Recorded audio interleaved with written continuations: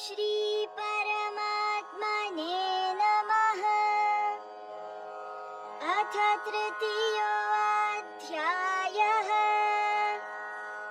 कर्मयोगः। अर्जुन उवाच ज्ञायसि चेत् कर्मणस्ते मता बुद्धिर्जनार्दन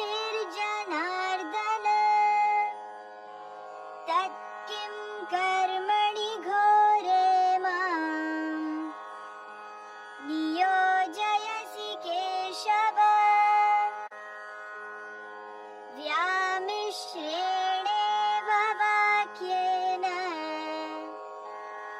बुद्धिं मोहयसीव मे। तदेकं वद निश्चित्य येन श्रेयोऽहमाप्नुयाम्। श्रीभगवानुवाच लोकेऽस्मिन् द्विविधा निष्ठा पुरा प्रोक्ता मया नघ। ज्ञानयोगेन साङ्ख्यानां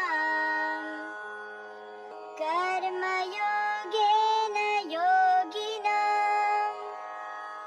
न कर्मणामनारम्भात् नैष्कर्म्यं पुरुषोऽश्नुते।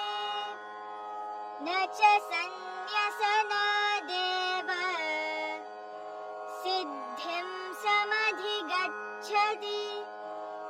न हि कश्चित् क्षणमपि जातु तिष्ठत्य कर्मकृत्। कार्यते ह्यवशः कर्म सर्वः प्रकृतिजैर्गुणैः। कर्मेन्द्रियाणि संयम्य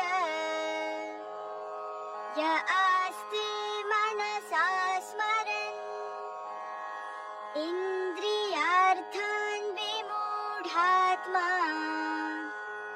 मिथ्याचारः स उच्यते। यस्त्विन्द्रियाणि मनसा नियम्यारभते अर्जुन कर्मेन्द्रियैः कर्मयोगम् असक्तः स विशिष्यते। नियतं कुरु कर्म त्वं कर्म ज्यायो ह्यकर्मणः। शरीरयात्रापि च ते न प्रसिद्ध्येद कर्मणः। यज्ञार्थात् कर्मणोऽन्यत्र लोकोऽयं कर्मबन्धनः। तदर्थं कर्म कौन्तेय मुक्तसङ्गः समाचर। सह यज्ञाः प्रजाः सृष्ट्वा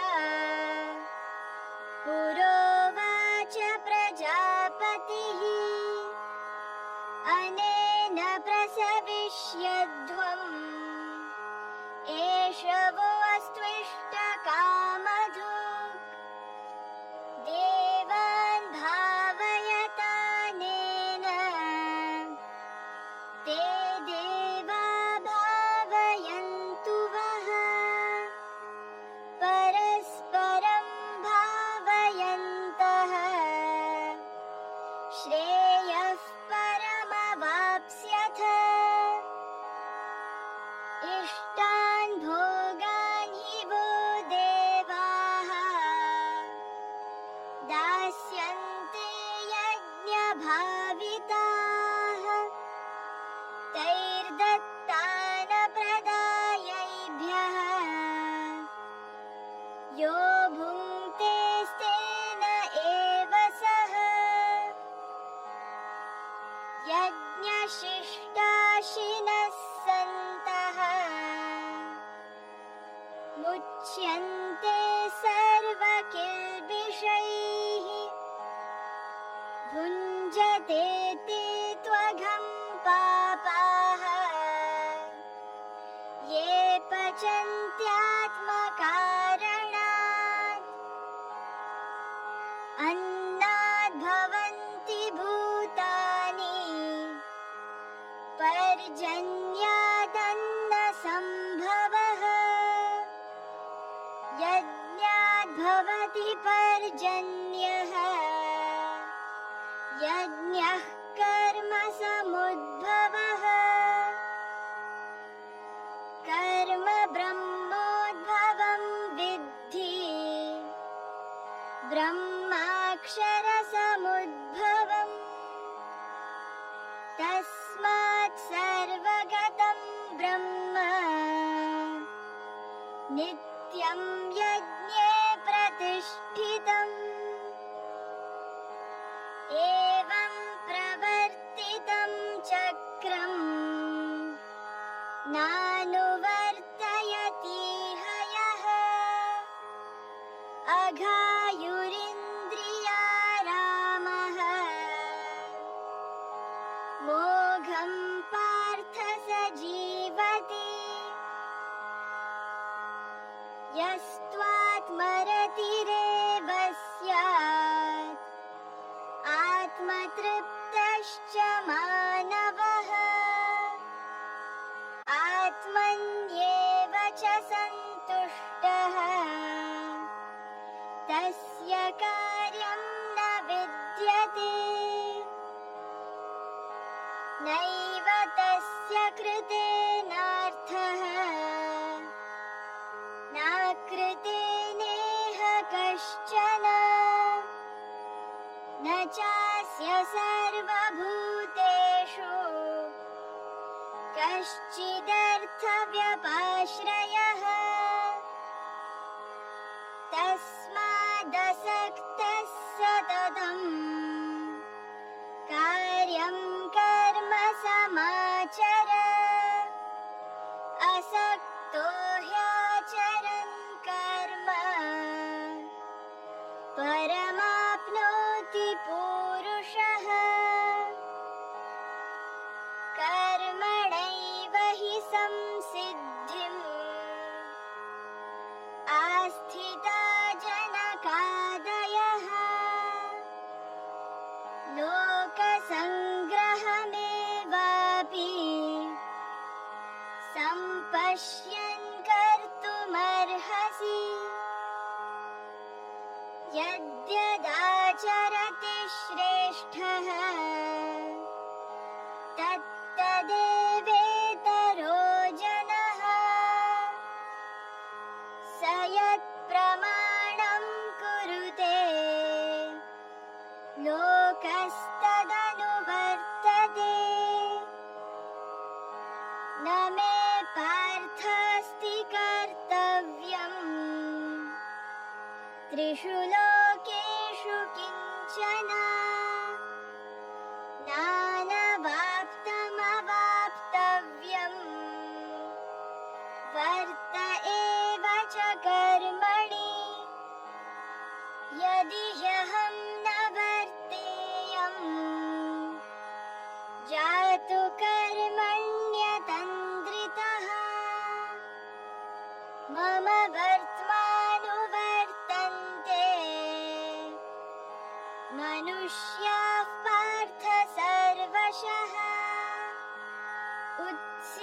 उत्सीदेयुरिमे लोकाः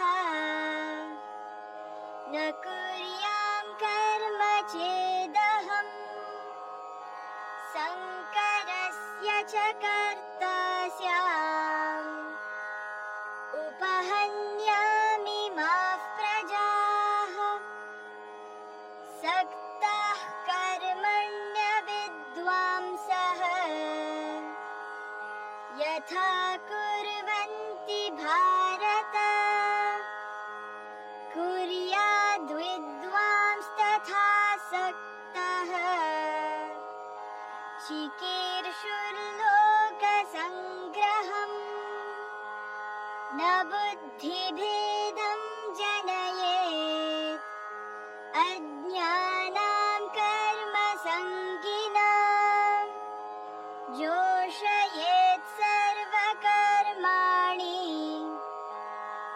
विद्वान् युक्तः समाचरन्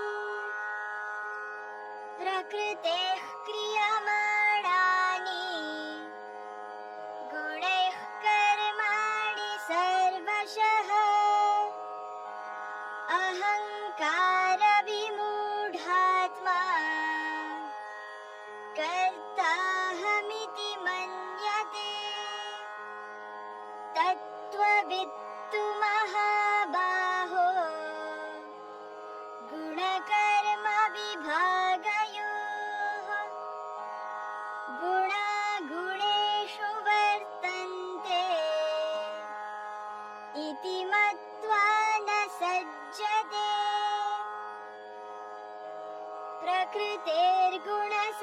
प्रकृतेर्गुणसम्मूढाः सज्जन्ते गुणकर्मसु तान् कृत्स्नविदो मन्दान् कृत्स्नविन्न विचालयेत् मयि सर्वाणि कर्माणि सन्न्यस्याध्यात्मचेतसा निराशीर्निर्ममो भूत्वा युध्यस्व विगतज्वरः ये मे मतमिदं नित्यम् अनुतिष्ठन्ति मानवाः श्रद्धावन्तो अनसूयन्तः मुच्यन्ते तेऽपि कर्मभिः ये त्वेतदभ्यसूयन्तः नानुतिष्ठन्ति मे मतम्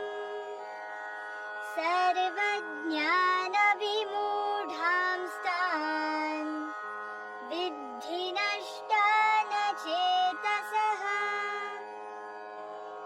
सदृशं चेष्टते स्वस्याः प्रकृतेर्ज्ञानवानपि प्रकृतिं यान्ति भूतानि निग्रहः किं करिष्यति इन्द्रियस्येन्द्रियस्यार्थे रागद्वेषौ व्यवस्थितौ तयोर्नवशमागच्छेत् तौ ह्यस्य परिपन्थिनौ श्रेयान् स्वधर्मो विगुणः परधर्मात् स्वनुष्ठितात् स्वधर्मे निधनं श्रेयः परधर्मो भयावहः अर्जुन उवाच अथ केन प्रयुक्तोऽयम् पापं चरति पूरुषः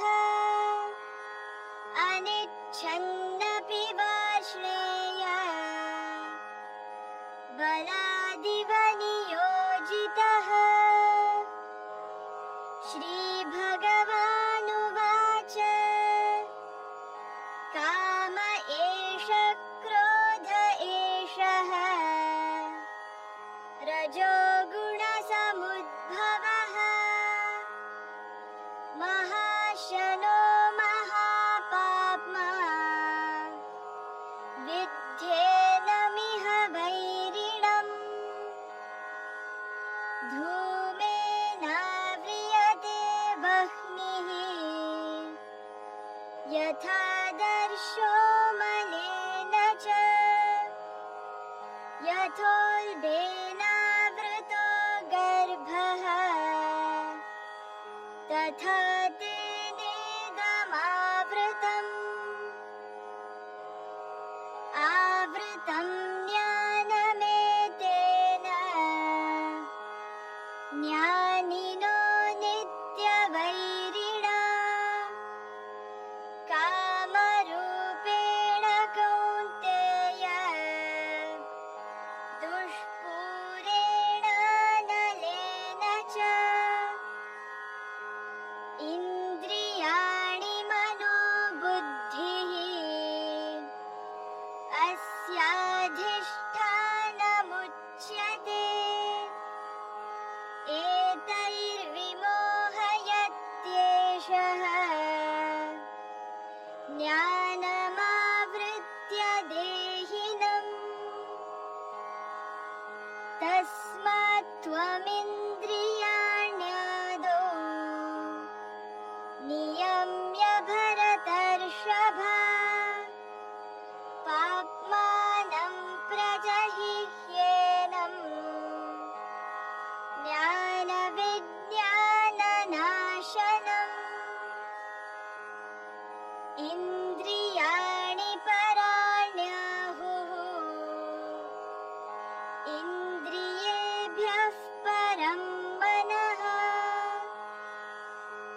मनसस्तु परा बुद्धिः यो बुद्धेः परतस्तु सः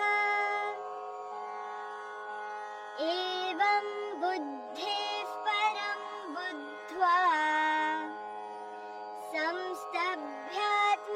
संस्तभ्यात्मानमात्मना जहि शत्रुं महाबाहो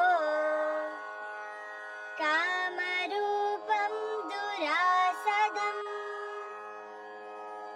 ॐ तत्सदिति श्रीमद्भगवद्गीतासु उपनिषत्सु ब्रह्म